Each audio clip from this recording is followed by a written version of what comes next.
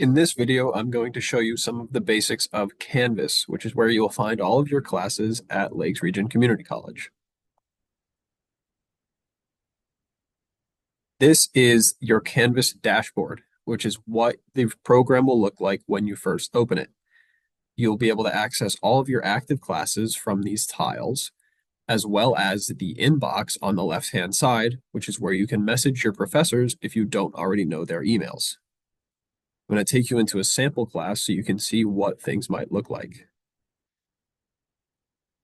When you first enter a class, it's going to be in home view, which is usually broken down into modules. A module is broken up by week, which contains all of the learning materials as well as the assignments for each week.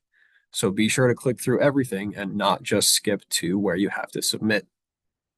Also on the home page on the right here, you'll see that there is a to-do list. When you have assignments, they'll appear on the to-do list in order of when they are due. You can also click the Assignments tab on the left to see all of your assignments in greater detail, including exact due dates, points, and rubrics. Once you submit an assignment, you'll receive a grade, which will appear here.